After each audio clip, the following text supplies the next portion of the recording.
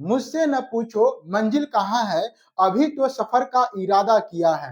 हारूंगा न मैं मंजिल से पहले, खुद ने खुद से यह वादा किया है।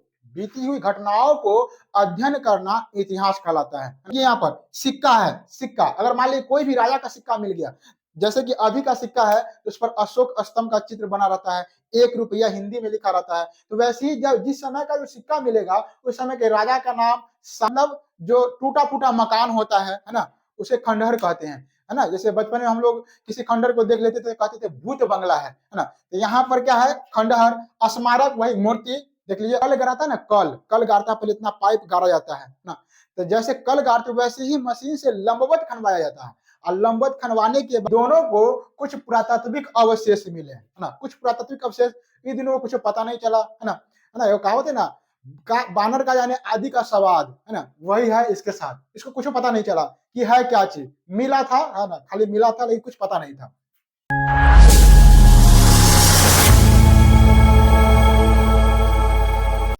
हेलो दोस्तों, स्वागत है आपको अपना यूट्यूब चैनल ग्रो ज्ञान ऑफिशियल पर। आशा करते हैं आप लोग स्वस्थ होंगे, मस्त होंगे और अपनी मंजिल को पाने के लिए जी जान लगा के मेहनत कर रहे होंगे।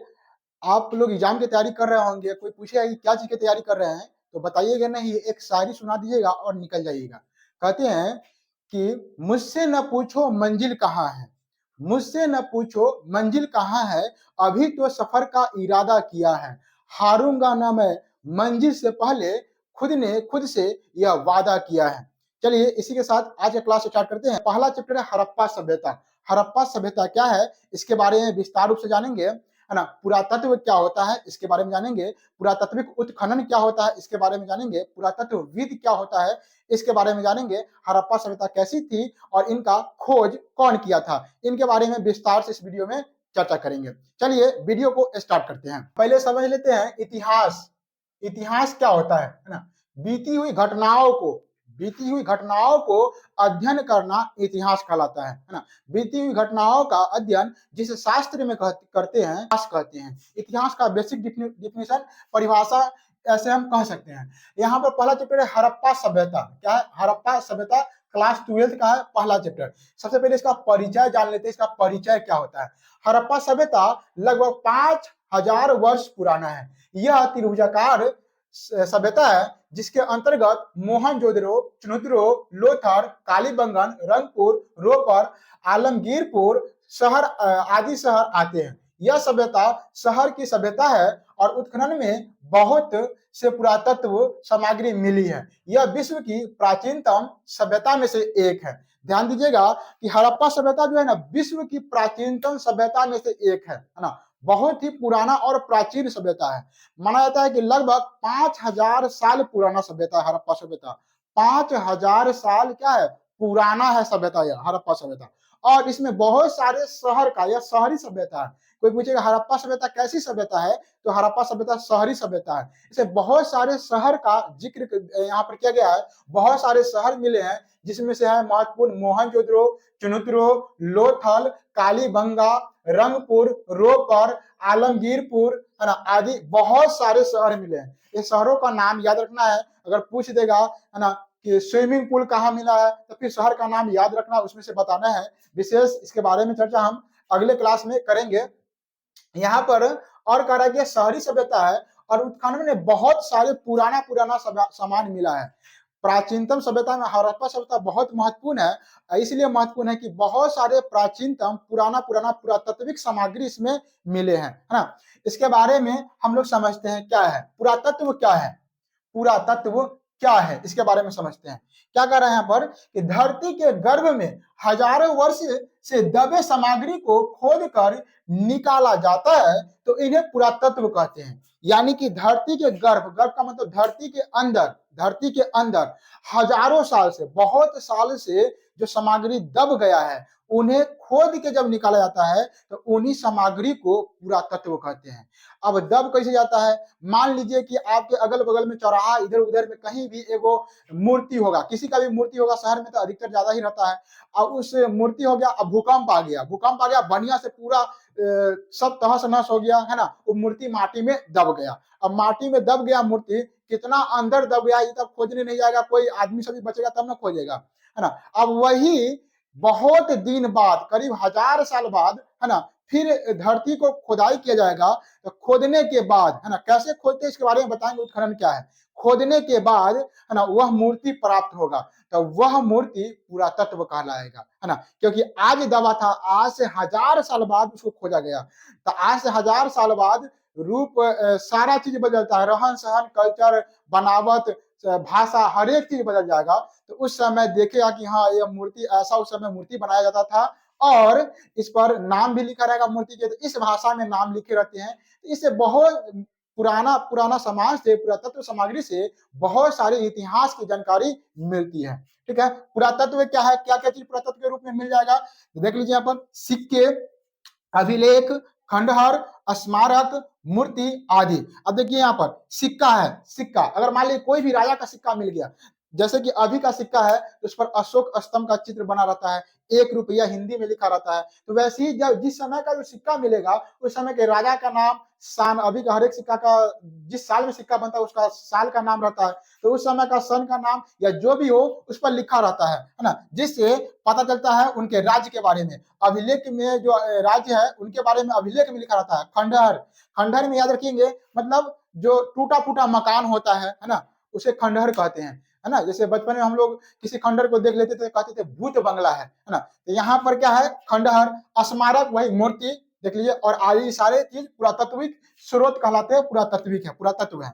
आगे है पुरातत्वविद क्या है ना, पुरातत्वविद, पुरातत्व को वर्तमान समाज से अवगत कराने वाले व्यक्ति या पुरातत्व सामग्री के पहचान करने वाले पुराविद को पुराविद कहते हैं। यानी कि पुरातत्व को वर्तमान समाज से अवगत कराने वाले व्यक्ति या पुरातत्व सामग्री के पहचान करने वाले व्यक्ति को, है ना, पुराविद कहते हैं। देखिए यहाँ, हम आप पुराविद नहीं बन सकते हैं। जो व्यक्ति इसका पढ़ाई किया हुआ है ना, आर्कियोलॉजी उसको इंग्लिश में बोलते हैं, जो इसका पढ़ाई किया हुआ है वही पुराविद कहलाता है। मान लीजिए हमको सिक्का दे देगा तो कहेगा अच्छा सिक्का है, चलो 1 रुपया खरीद के खा लेते हैं, है ना। लेकिन उसको अगर सिक्का मिलेगा तो कहेगा अच्छा ये देखिए, ये ईसा मसीह के पूर्व के समय के सिक्का है ना। अब बहुत सारे इसके बारे में जानकारियां वो इकट्ठा कर लेगा सिर्फ एक सिक्का के मदद से, है ना। हम लोग को देगा तो कहेगा चलो इसको बेच, लेकिन यहाँ पर पूरा बीत उस सिक्का से बहुत सारी चीज का पता कर सकते हैं। खंडहर से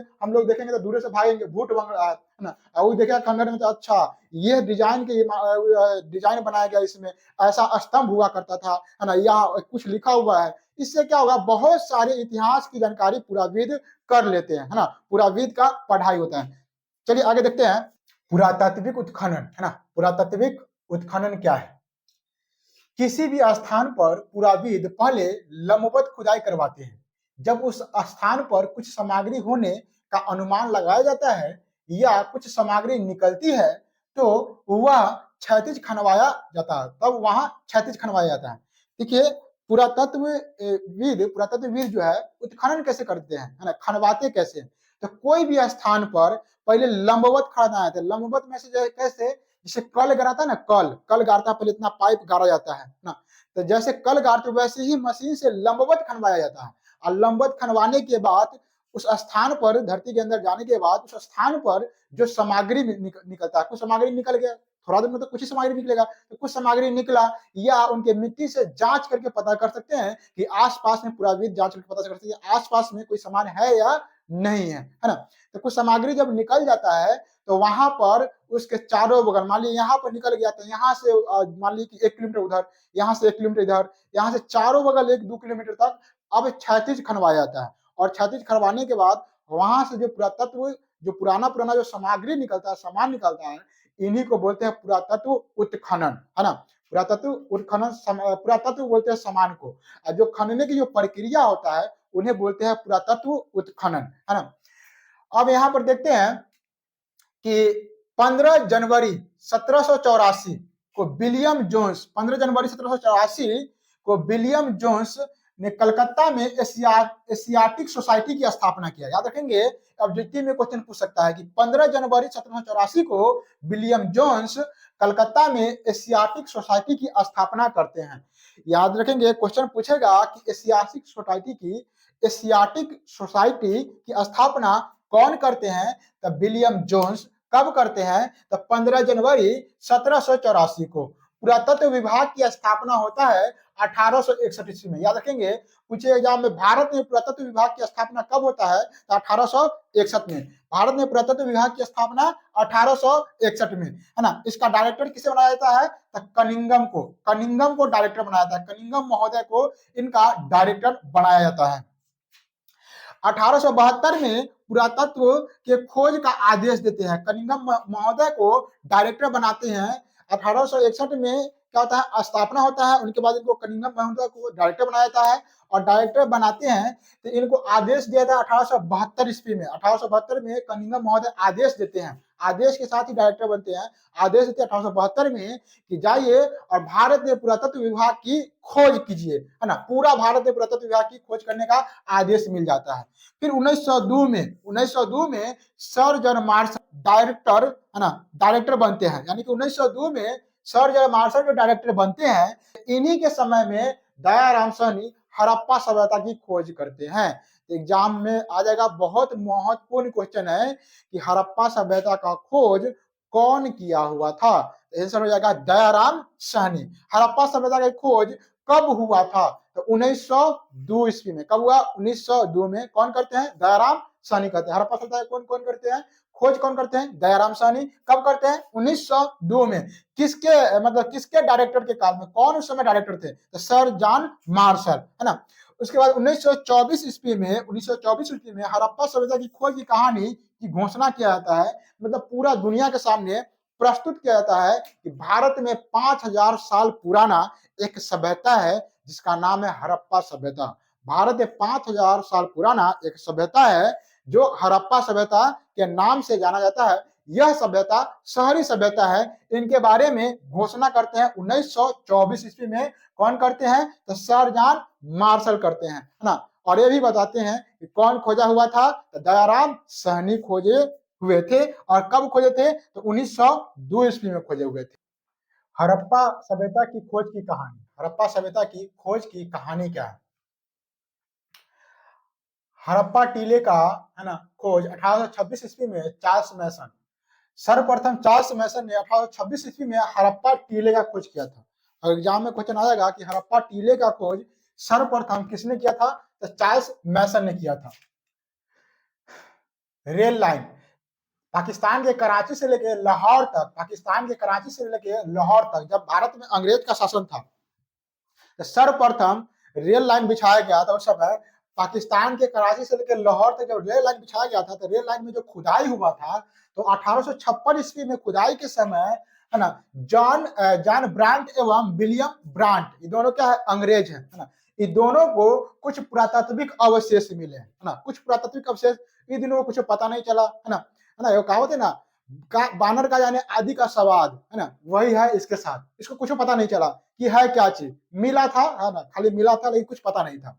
तो कनिंगम को हड़प्पाई वस्तुएं मिले। अब इनको क्या हुआ? हड़प्पाई वस्तुएं मिले, लेख, है ना, J.F. फ्लीट, ये जो है ना, इनके बारे में जो लेख लिखे हुए हैं, लेख कौन लिखे हुए? J.F. फ्लीट लिखे हुए हैं। J.F. फ्लीट इनके बारे में लिखे हुए 1873 में जनरल कनिंगम को हड़प्पाई वस्तु मिले है कि कोई लिखे थे? लेख लिखे थे J.F. फ्लीट। अभी दिनों अंग्रेज, है ना, इनको भी समझ में नहीं आया। वही थोड़ा कहावत, है ना, बानर का जाने आदि के स्वाद। ये भी मूल्यांकन करने में क्या हो गया? असमर्थ है। इनको भी कुछ समझ में नहीं आया। फिर क्या हुआ? देखिए यहाँ भारत के वीर सपूत श्रेय राम बहादुर दयाराम साहनी को जाता है। देखिए यहाँ पर इनको जाता है ना। ये राय बहादुर दयाराम साहनी क्या किए थे? तो इनको जो चीज मिला हुआ था इनके बारे में यह पता लगाया कि यह तो बहुत ही पुराना सामग्री है ना, यह पुरातत्व है और इनसे बहुत चीज, है ना, बताया जा सकता है। तो इनके जो है ना, इनका मूल्यांकन करने का श्रेय, इनके बारे में खोजने का श्रेय दयाराम साहनी को जाता है। इसीलिए कहते हैं कि दयाराम साहनी, हड़प्पा सभ्यता की खोज कौन किया था? दयाराम साहनी। डायरेक्टर तो ये महाशय जी डायरेक्टर है कि नहीं है, लेकिन ये छोटका अधिकारी है, लेकिन इनको जाता है खोज करने का, है ना। 1921 ईस्वी में, है ना, हड़प्पा सभ्यता की खोज हुआ था। पाकिस्तान के पंजाब, याद रखेंगे, पंजाब भारत में भी है और पंजाब पाकिस्तान में भी है। ये पाकिस्तान वाला पंजाब की बात है ना। पाकिस्तान के पंजाब में रावी नदी है, रावी नदी। रावी नदी के किनारे उत्खनन करवाया गया था, तो इसमें से कुछ हड़प्पाई मोहरे प्राप्त हुए थे, है ना। कुछ हड़प्पाई क्या हुआ था, प्राप्त मोहरे प्राप्त हुए थे, है ना। पाकिस्तान के पंजाब में रावी नदी किनारे को उत्खनन करवाया गया था, मतलब खनवाया गया था, तो कुछ मोहरे प्राप्त हुए थे, है ना। 1922 ईस्वी में, 1922 ईस्वी में राखल दास बनर्जी मोहनजोदड़ो, है ना, पाकिस्तान में एक जिला है लड़काना जिला। लड़काना जिला से सिंधु नदी, है ना, लड़काना जिला से लेकर सिंधु नदी के किनारे, सिंधु नदी तक क्या है, मोहनजोदड़ो। याद रखेंगे 1922 ईस्वी में राखल दास बनर्जी मोहनजोदड़ो का खोज किया था। यहाँ से इंपॉर्टेंट हो जाएगा एक कि मोहनजोदड़ो का खोज कौन किया था, राखल दास बनर्जी। कब किया था, तो 1922 ईस्वी में किया था। कब किया था, तो 1922 ईस्वी में राखल दास बनर्जी मोहनजोदड़ो का खोज किया था। ये मोहनजोदड़ो कहां पर है, तो पाकिस्तान के लड़काना से लेकर सिंधु नदी तक स्थित है ना। भारत में है ये सिंधु नदी तक स्थित है। पाकिस्तान के लड़काना से सिंधु नदी तक मोहनजोदड़ो स्थित है ना। पिगट महोदय क्या कह रहे हैं, तो पिगट महोदय कह रहे हैं कि हड़प्पा और मोहनजोदड़ो क्या है, जुड़वा राजधानी है। कथी है, जुड़वा राजधानी। एग्जाम में पूछेगा कि जुड़वा राजधानी कौन है, याद रखेंगे हड़प्पा और मोहनजोदड़ो, है ना। याद रखेंगे, कहेंगे कि जुड़वा राजधानी किसे कहा जाता है, तो हड़प्पा और मोहनजोदड़ो को जुड़वा राजधानी कहा जाता है। हड़प्पा और मोहनजोदड़ो के बीच की दूरी कितना है, तो 6 से 70 किलोमीटर है। हड़प्पा और मोहनजोदड़ो के बीच की दूरी कितना है, तो 6 से 70 किलोमीटर है। महत्वपूर्ण क्वेश्चन है कि जुड़वा राजधानी किसे कहा जाता है, हड़प्पा और मोहनजोदड़ो को। किसने कहा था, तो ये पिगट महोदय। कौन कहा था, पिगट महोदय जी कहा हुआ था, है कि नहीं है। चलिए आज के लिए इतना ही रहते हैं। एक प्यारा सा कमेंट करके बताइए कि आज का क्लास कैसा लगा। अगर आज का क्लास अच्छा लगा है तो लाइक करिए, शेयर करिए, है ना। और हमारे चैनल से जुड़ जाइए क्लास 12 का ऑल सब्जेक्ट देखने के लिए। ठीक है, जय हिंद।